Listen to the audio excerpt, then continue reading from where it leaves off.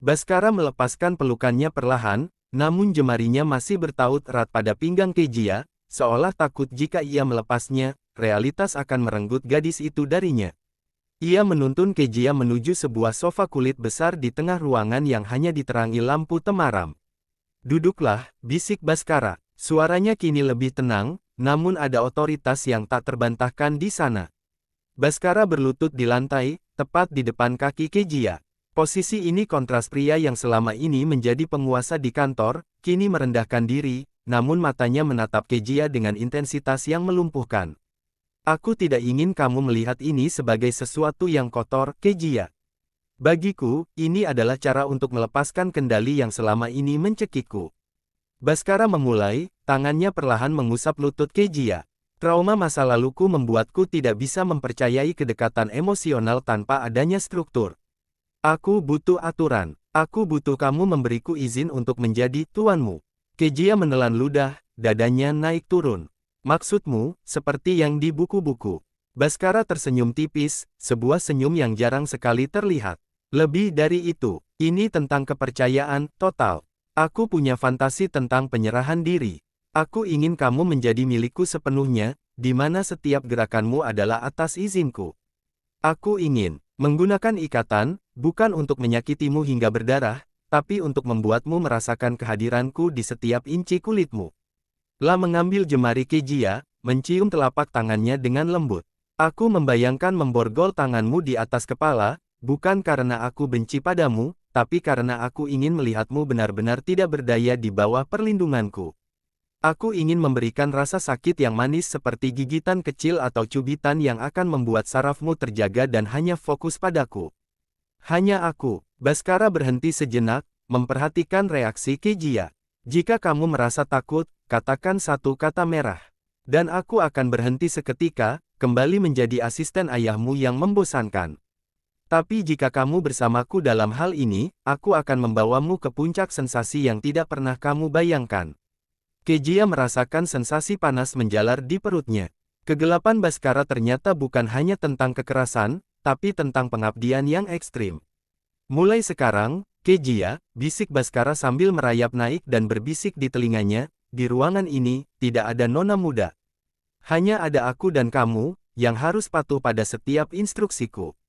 Apakah kamu mengerti?" Kejia merasakan dadanya bergemuruh. Kata-kata Baskara barusan bukan sekadar pengakuan, melainkan sebuah undangan untuk masuk ke dalam labirin yang gelap namun menggoda. Kejia menatap pria yang kini berada di antara kedua kakinya itu. Baskara, sang pria 40 tahun yang selalu tampil sempurna dengan kemeja kaku dan tatapan tajam yang tak terbaca, kini sedang menunjukkan sisi paling telanjang dari jiwanya. "Aku mengerti, Mas," jawab Kejia dengan suara yang sedikit bergetar, namun matanya tidak beralih sedikit pun. Baskara bangkit berdiri, namun ia tidak kembali menjadi asisten yang sopan. La berdiri tegak, menjulang di depan Kejia, menciptakan bayangan besar yang seolah menyelimuti tubuh gadis itu. Baskara berjalan menuju lemari kecil di sudut ruangan, mengambil sebuah kotak kayu yang tampak antik. Ia membawanya kembali dan meletakkannya di atas meja kopi di depan Kejia. "Di dunia yang aku bangun di dalam kepalaku, segalanya adalah tentang kontrak kepercayaan." Baskara membuka kotak itu. Di dalamnya terdapat beberapa helai kain sutra dengan berbagai warna, sebuah lilin aromaterapi yang belum menyala, dan sebuah kalung kulit hitam yang sangat tipis namun terlihat kokoh. Baskara mengambil kain sutra berwarna merah. "Aku tidak akan langsung memborgolmu dengan besi. Aku tidak ingin kamu merasa seperti tawanan. Aku ingin kamu merasa diinginkan." Ia meminta Kejia untuk berdiri. Dengan gerakan yang sangat lambat seolah setiap detik adalah sebuah ritual, Baskara melingkarkan kain sutra itu di kedua pergelangan tangan Kejia. Ia tidak mengikatnya dengan kencang, hanya cukup untuk membuat Kejia merasakan batasan geraknya. "Ini disebut restrain," bisik Baskara. "Saat tanganmu terikat, kamu kehilangan kemampuan untuk menolak secara fisik. Itu artinya, kamu harus menyerahkan seluruh keamananmu padaku. Apakah itu membuatmu takut?" Kejia menggeleng. "Tidak, itu membuatku merasa diperhatikan." Baskara tersenyum, kali ini senyumnya terasa lebih tulus namun berbahaya. "Bagus, karena bagiku, rasa sakit dan kenikmatan adalah dua sisi dari koin yang sama. Aku punya fantasi tentang tanda. Aku ingin meninggalkan jejak di kulitmu yang akan mengingatkanmu sepanjang hari bahwa kamu adalah milikku. Ia mengambil lilin di atas meja dan menyalakan apinya. Baskara membiarkan lilin itu mencair sejenak. Ini adalah lilin khusus. Titik lelehnya rendah, jadi tidak akan membakar kulitmu, hanya memberikan sensasi panas yang mengejutkan. Baskara meneteskan sedikit cairan lilin ke punggung tangannya sendiri terlebih dahulu, menunjukkan pada Kejia bahwa ia tidak akan memberikan sesuatu yang tidak bisa ia tanggung sendiri. Kemudian, dengan mata yang terkunci pada mata Kejia, ia meneteskan satu tetes cairan lilin hangat itu ke bahu Kejia yang terbuka. Ah!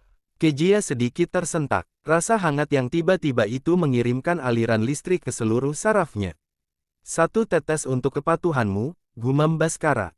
Ia mengecup bekas lilin itu dengan lembut, mendinginkan sensasi panas tadi dengan bibirnya yang dingin. Baskara membawa Kejia kembali ke kursi. Ia mulai menceritakan apa yang selama ini menghantui pikirannya setiap kali ia melihat Kejia di kantor. Tahukah kamu berapa kali aku membayangkanmu?